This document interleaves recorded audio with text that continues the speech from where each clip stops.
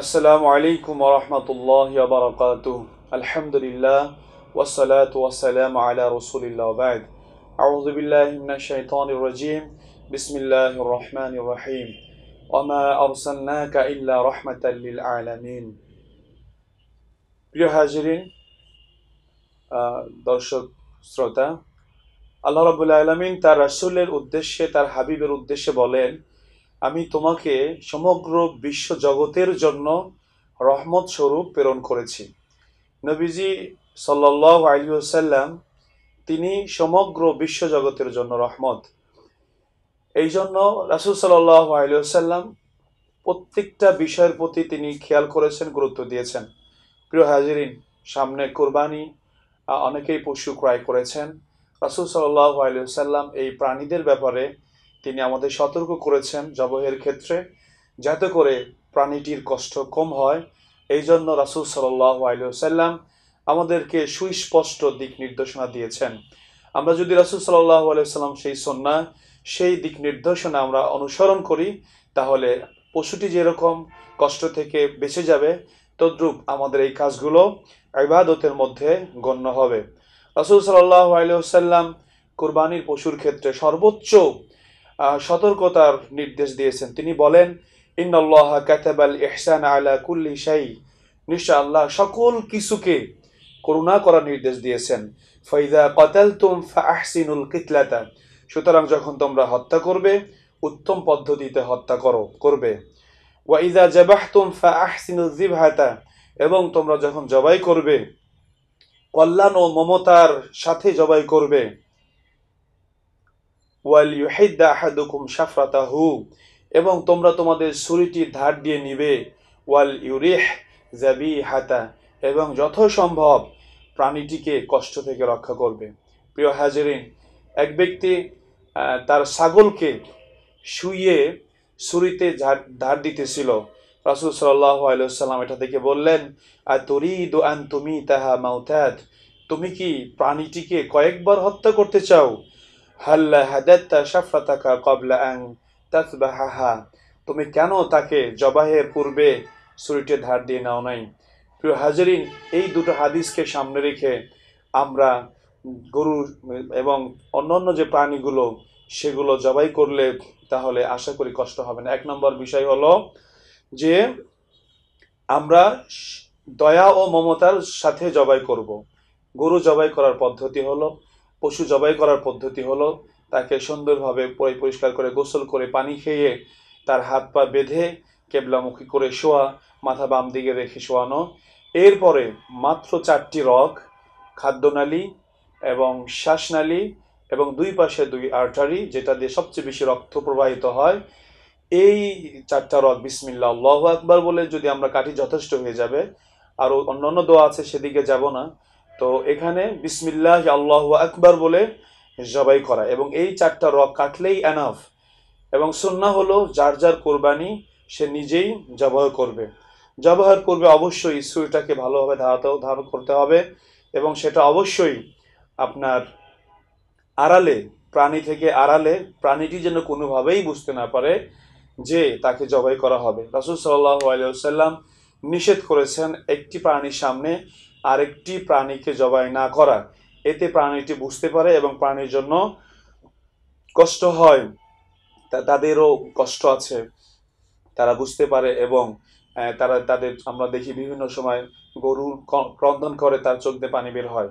তো প্রিয় হাজিরিন, এরপরে এই 4টা রগ কাটা হয়ে গেলে আপনার 7 থেকে 10 মিনিট সময় লাগবে। এর মধ্যে ইনশাআল্লাহ প্রাণীটি নিস্তেজ হয়ে যাবে, তারপরে বাকি কাজগুলো করা যাবে।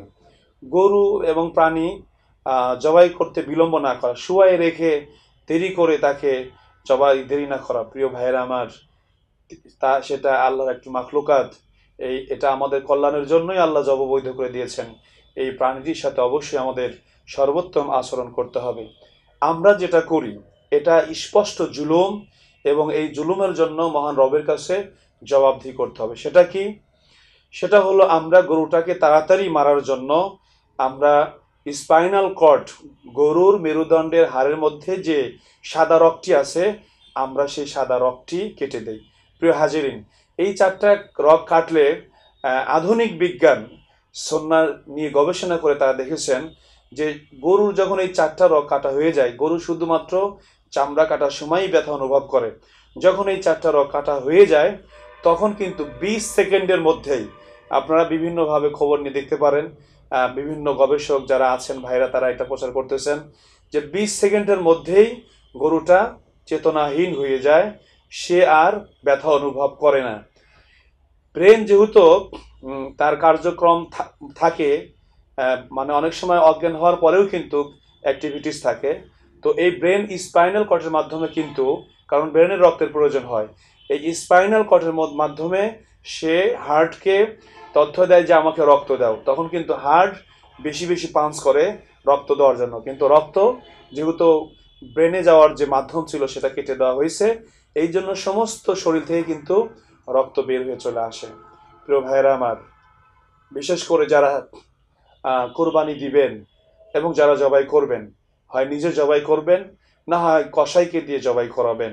প্রিয় হাজিরিন, আপনার প্রাণী আপনি সর্বোচ্চ সতর্কতা অবলম্বন করবেন। অবশ্যই কসাইকে আপনি নিষেধ করে দিবেন কোনোভাবেই যেন এই স্পাইনাল কর্ডটা না কাটে, এবং গরু সম্পূর্ণ নিস্তেজ না হওয়া পর্যন্ত যেন সে গরুর যে বা প্রাণীর যে অন্য অন্য ছিলানো, চামড়া ছাড়ানো, এই কাজগুলো যেন না করে। আল্লাহর দোহাই লাগে, নতুবা হে কুরবানি দাতাগণ এবং জবাইকারীগণ, কিয়ামতের দিন এই পশুর প্রতি জালেম হিসাবে আপনি আল্লাহর দরবার উত্থিত হবেন।